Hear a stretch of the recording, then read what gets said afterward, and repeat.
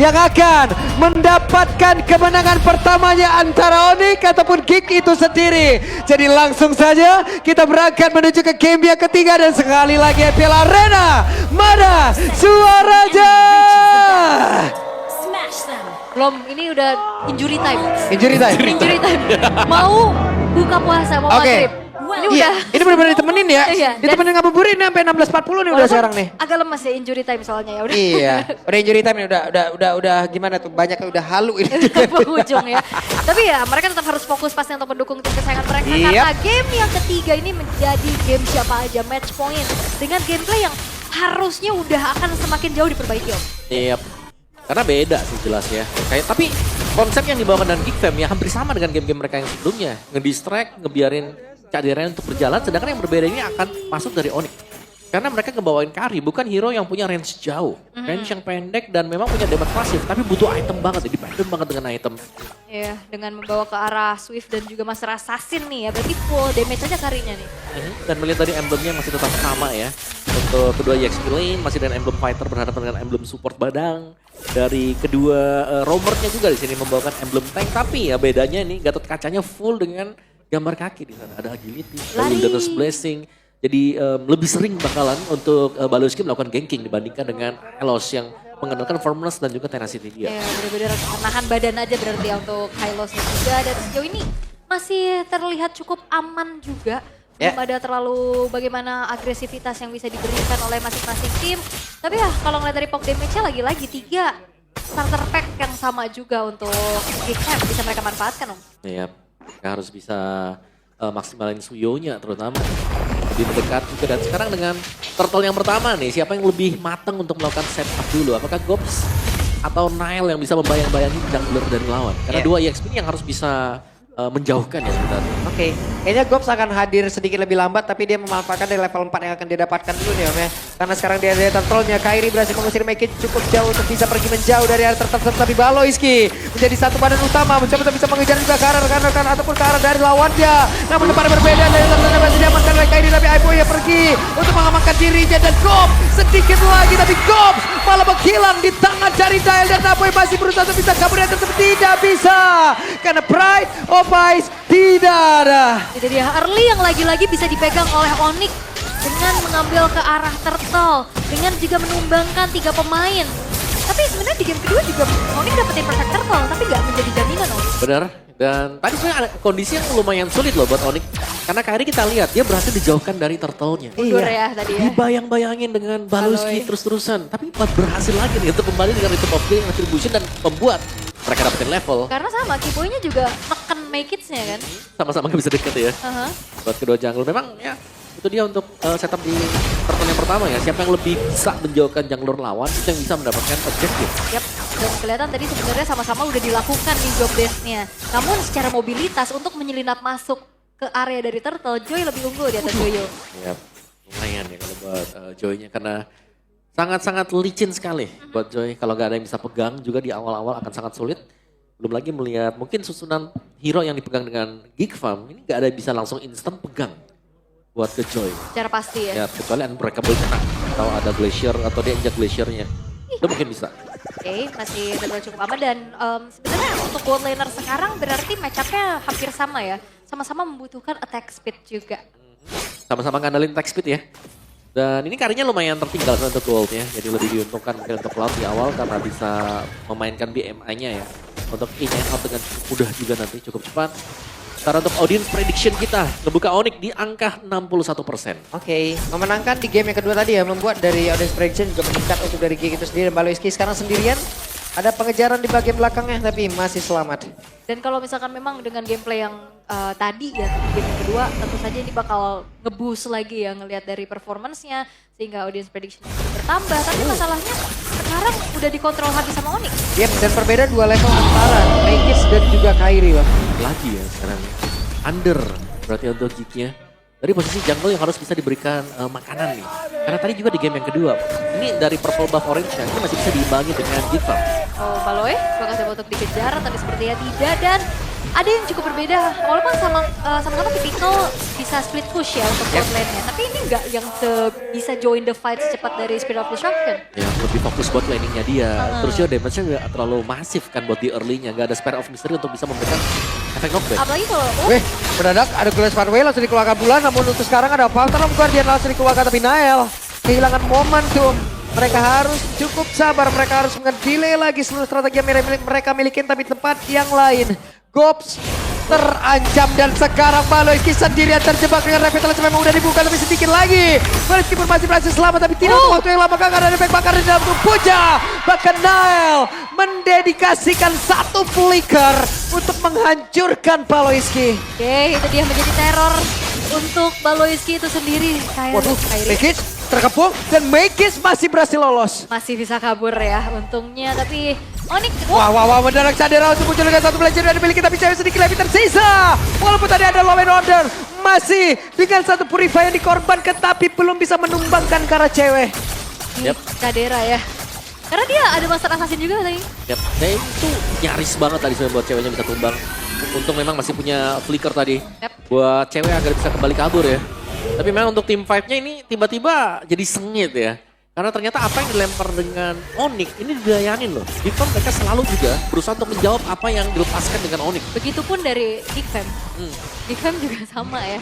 Mereka mencoba untuk menginisiasikan apa, selalu di counter balik lagi juga. Dan sejauh ini memang point kill lagi-lagi dipegang penuh oleh Onyx. 2 turtle juga. Dan goldnya pun masih terpaut gak terlalu jauh. Nah ini yang serem nih. Ya. Kita sudah melihat kan hasil dari game yang kedua. Gold tidak terpaut jauh. Satu momen Geekfam tiba-tiba pegang kendali permainan. Dan sekarang turtle yang ketiga sedang di setup. Dan ada pergerakan dari masing-masing marksman yang mungkin akan bergabung juga ke dalam pertempuran. Bahkan sekarang ada Fatal Guardian tadi udah langsung dikeluarkan pula tapi Keyboy-nya terjebak sendiri. Keyboy harus mundur sedikit lagi terus. Keyboy-nya masih berhasil bertahan tapi terikat tubuhnya. Keyboy-nya selamat dan tidak ada yang tumbang. Yap, tidak ada yang tumbang tapi tidak ada perfect turtle untuk Onyx Geekfam. Dengan adanya retribution on point dari Make Kids berhasil pula untuk bisa mencuri satu buah poin objektif. Dan ini bakal menjadi bahaya juga untuk Onyx karena gold mereka akan semakin dipersempit dan dikejar lagi nih. Ya, apalagi Make It tadi kondisinya level di bawah dari Kairi juga.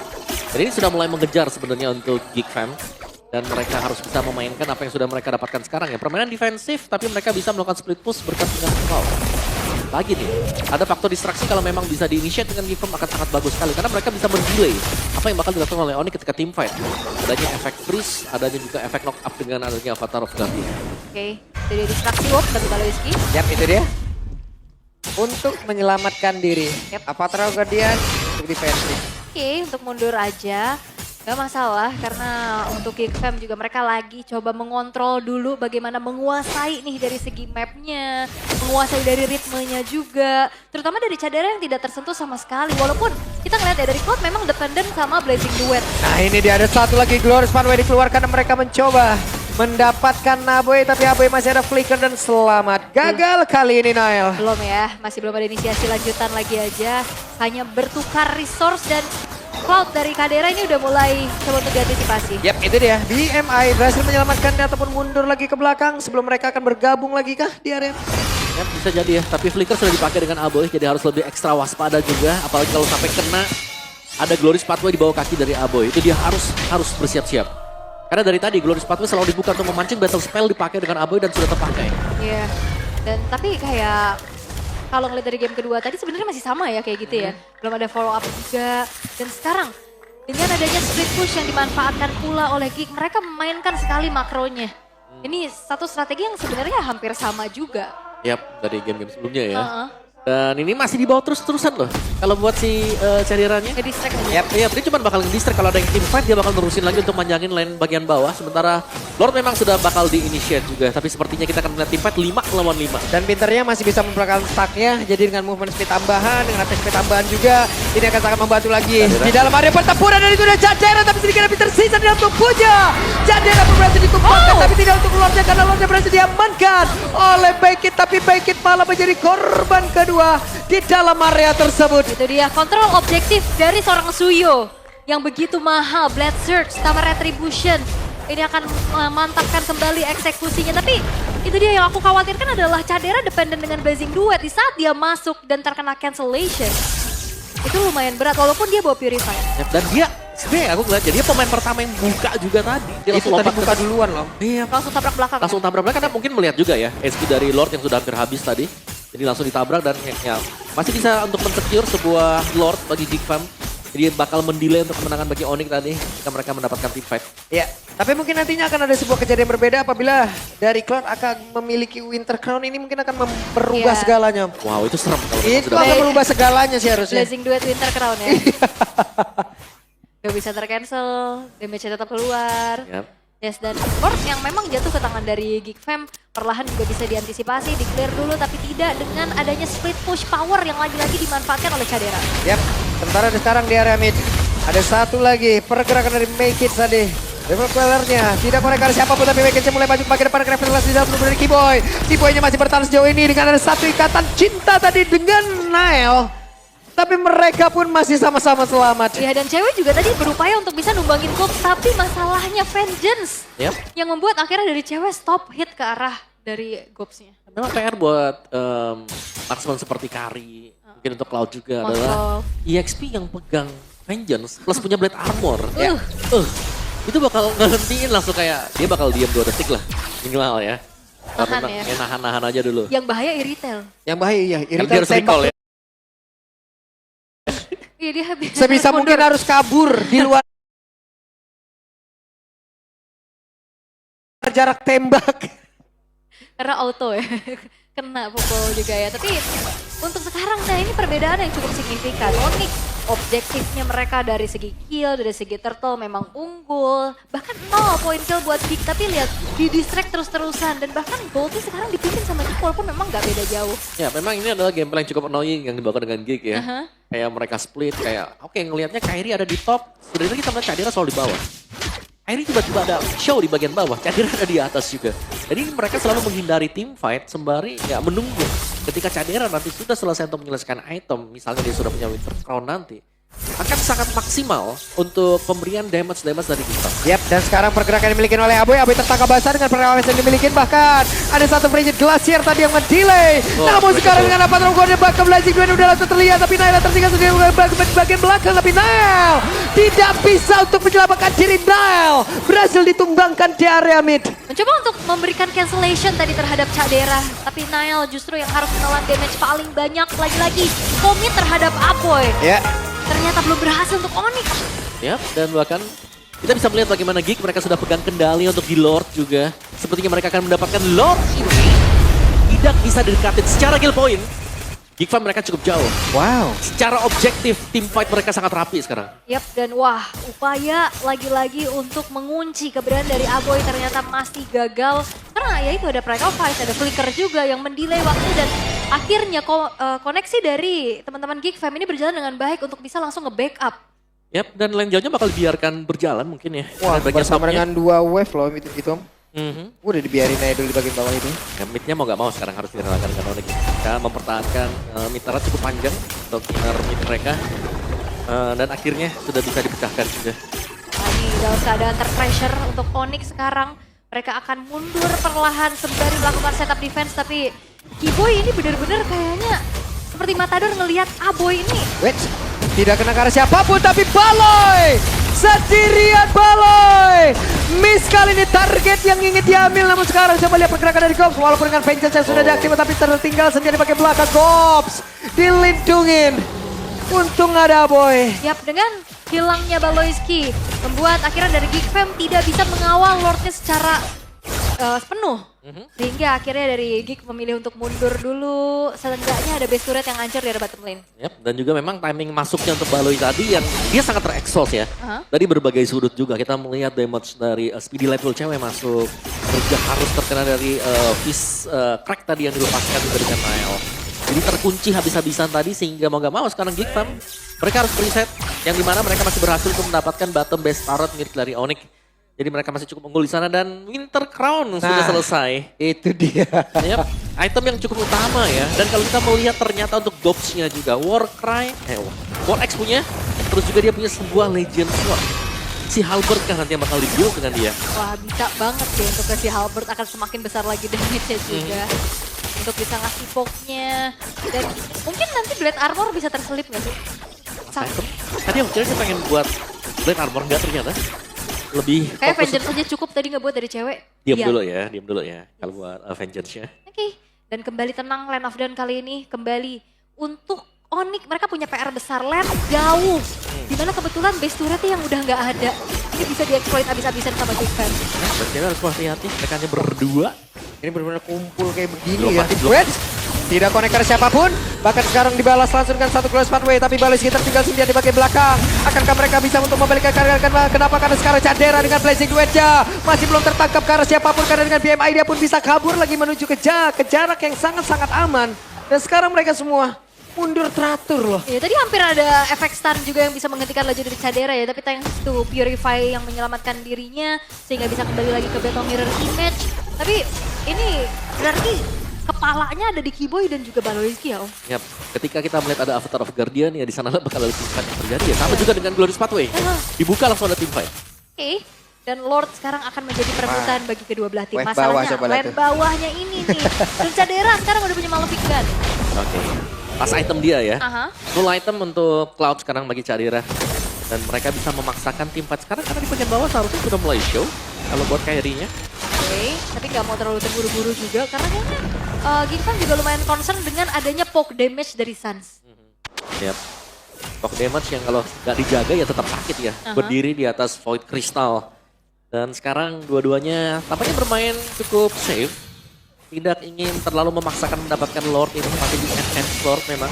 Wah, ini Cadera coba tuh. Cadera yang penting dari stack yang dimiliki ini harus tetap ada. Bahkan baru sadar Konsil udah terdengar. Glorious Pathway langsung dikeluarkan tapi Cadera untuk kali ini belum mau mengeluarkan karena Blazing Duet dia miliki tapi Nailnya udah langsung panggilan dengan cepat. Bahkan untuk sekarang ada Blazing Duet dan juga Winter Crown yang dilakukan secara bersamaan dan menghilangkan Keyboy yang ketinggalan. Oke, menjadi pertukaran yang imbang 2 untuk 2 tapi ini kesempatan untuk Geek.